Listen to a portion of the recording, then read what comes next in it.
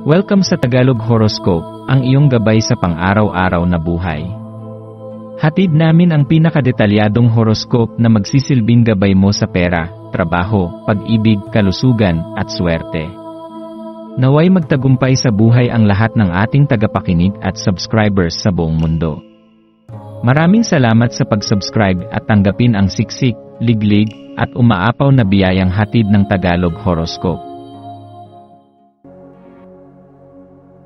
Ito ang iyong pang-araw-araw na horoscope para sa Taurus, para sa Abril 14, 2025. Sa iyong paggising sa ika-14 ng Abril, hayaang ang iyong unang hakbang sa araw na ito ay maging tahimik na pagninilay tungkol sa mga simpleng kasiyahan na bumabalot sa iyong buhay. Ang bawat tasa ng mainit na kape, bawat malambot na unan, at bawat musika na dumadaloy sa hangin ay may taglay na mahika na hindi basta-basta napapansin, ngunit malalim ang epekto sa iyong damdamin at pananaw. Bilang isang Taurus, likas sa iyo ang paghanga sa ganda, aliwalas, at kaginhawaan. Ang mga bagay na ito, na para sa iba'y karaniwan lamang, ay nagbibigay sa iyo ng inspirasyon, lakas, at emosyonal na balanse. Ang iyong pagnanasa para sa ganda ay hindi lamang panlabas, ito ay refleksyon ng iyong panloob na pagnanais na maranasan ang buhay sa mas malalim, makabuluhan, at malikhain na paraan. Sa araw na ito, imbitado kang damhin ang enerhiya ng pagpapagaling at pagkonekta.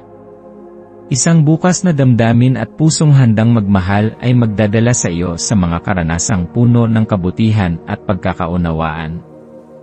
Huwag lamang ikulong ang iyong malasakit sa mga taong malapit sa iyo. Ang bawat taong makakasalamuha mo ay maaaring nangangailangan ng simpleng ngiti, isang mabuting salita, o simpleng presensya ng isang taong handang makinig. Ang kabaitan ay parang alon, kapag pinakawalan mo ito, maaaring bumalik ito sa paraang hindi mo inaasahan. Kaya't huwag kang mag-atubiling magbukas ng puso, kahit sa mga taong hindi mo inaakalang kailangan ito.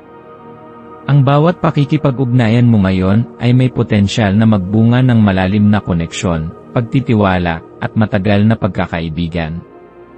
Sa panahon na ito, habang tahimik kang gumagalaw sa iyong araw, pakinggan mo ang bulong ng iyong loob. Ang iyong intuwisyon, ang iyong tahimik na kaibigan, ay lalong malakas ngayon. Maaari itong tumulong sa iyong unawain ang mga emosyon na hindi mo paganap na maipaliwanag, o mga isyong matagal mo nang itinatago sa ilalim ng iyong mga iniisip.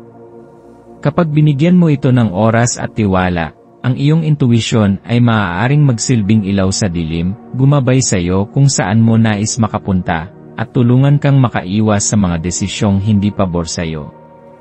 Huwag mo itong baliwalain. Makinig ka sa katahimikan, sapagkat doon naroroon ang pinakamalinaw na sagot. Sa iyong mga gawain na yon, maliit man o malaki, bitbitin mo ang iyong likas na kakayahang magbigay ng saya at aliwalas sa paligid.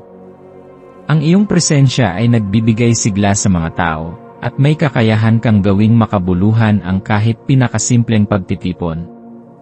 Gamitin mo ito hindi lamang upang pasayahin ang iba, kundi upang likhain din ang isang espasyong ligtas, mainit, at may pagtanggap.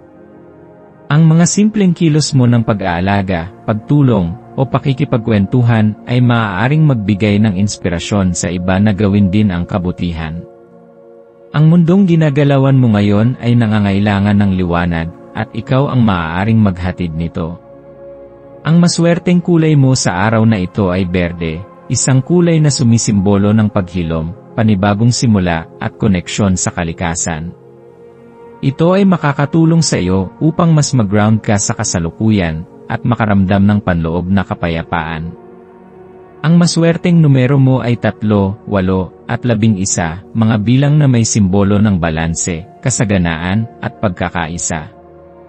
Ang maswerteng gawain para sa araw na ito ay ang pag-aalaga sa iyong sarili, maaaring sa pamamagitan ng paglalakad sa isang tahimik na lugar, pagbabasa ng aklat na nagpapasaya sa iyo, o pagsulat ng iyong nararamdaman upang mas mailabas ang bigat ng iyong damdamin. Ang kahit anong aktibidad na nagbibigay sa iyo ng kalmadong kasiyahan ay siyang magdadala sa iyo ng maswerteng enerhiya. Sa kabuuan, Ang araw na ito ay isang paanyaya sa iyo upang tahimik na damhin ang kagandahan ng kasalukuyan, pahalagahan ang mga ugnayan mo sa ibang tao, at pakinggan ang tahimik ngunit matalino mong damdamin. Ang lahat ng ito ay may layunin, hindi lamang para gumaan ang araw mo, kundi upang ihanda ka sa mas malalalim na pagbabago sa hinaharap. Yakapin mo ang araw na ito ng buong puso. Tandaan mo na kahit ang pinakatahimik na sandali ay maaaring magdala ng pinakamatinding paggising. Maging bukas ka sa mga himala ng buhay. Hindi ito kailangang malaki, madalas, ang maliliit na kabutihang bigla mong nararanasan, isang mensahe mula sa kaibigan, isang pagngiti ng di kilalang tao, o simpleng damhin ang simoy ng hangin, ay sapat upang ipaalala sa iyo na ikaw ay bahagi ng isang mas malawak na kabuuan na puno ng kagandahan at kabutihan.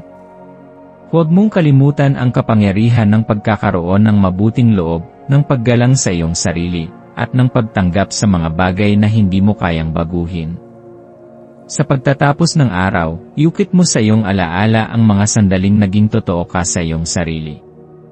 Walang mas mahalaga pa kaysa sa katapatan sa sariling damdamin.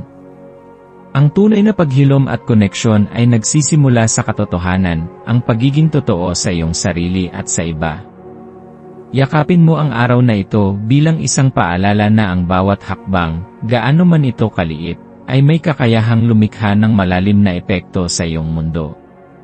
Kaya't huminga ka ng malalim, ipikit ang mga mata, at pasalamatan ang iyong sarili sa kabutihang taglay mo. Ikaw ay isang taong may kakayahang magmahal, makiramay, at magbigay ng pag-asa. Bitbitin mo ito sa susunod mong paglalakbay, at huwag mong kalimutan na sa bawat araw na tulad nito, muling ipinapaalala sa iyo ng universo na ikaw ay mahalaga.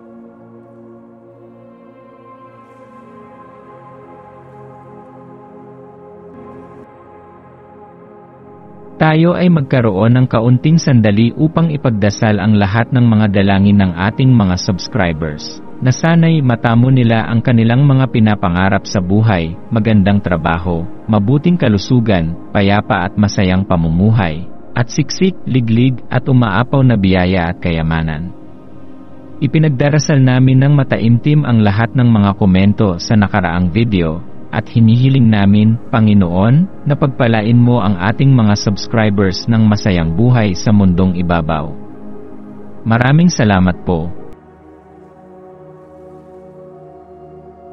Maaari kayong mag-subscribe sa aming channel na Daily Prayer, kung saan nag-a-upload kami ng pang-araw-araw na Catholic Gospel readings, reflections, at daily rosary reading para sa lahat ng misteryo ng araw. Tulungan ninyo kaming buuin ang community na ito at mag-subscribe na. Ang link ay nasa description box.